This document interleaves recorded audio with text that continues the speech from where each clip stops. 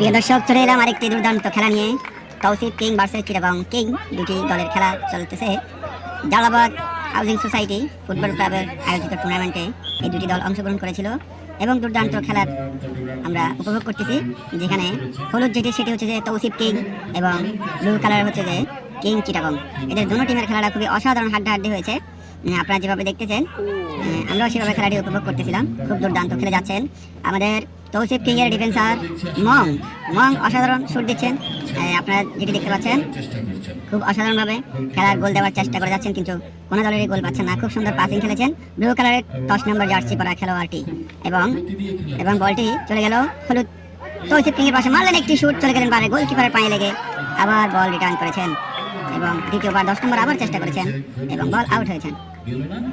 Throw করেছেন Tausif king, বল পেয়েছেন Chittagong king, passing সুন্দর পাসিং, খুবই বিট করতেছেন এবং দিয়ে দিলেন ডিফেন্সের কাছে বলটি এবং ডিফেন্সে দেখতেছি কি করে, সুন্দর পাস দিয়ে দিলেন 30 নম্বরের কাছে।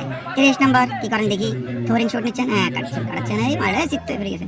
এইভাবে অসাধারণ একটি খেলা আমরা উপভোগ করেছি গতকাল রাত। অর্থাৎ সুন্দর একটি পাস করে দিয়েছেন ডিফেন্সার মং। তৌসিফ চিটাগং কিং চলে গেলেন বল মাঠের বাইরে, আবার থ্রোরিং করছেন তৌসিফ কিং এবং সুন্দর একটি পাস দিয়েছিলেন, থ্রোরিং হয়ে গেছে, আবার থ্রোরিং, বল চলে গেল চিটাগং কিং।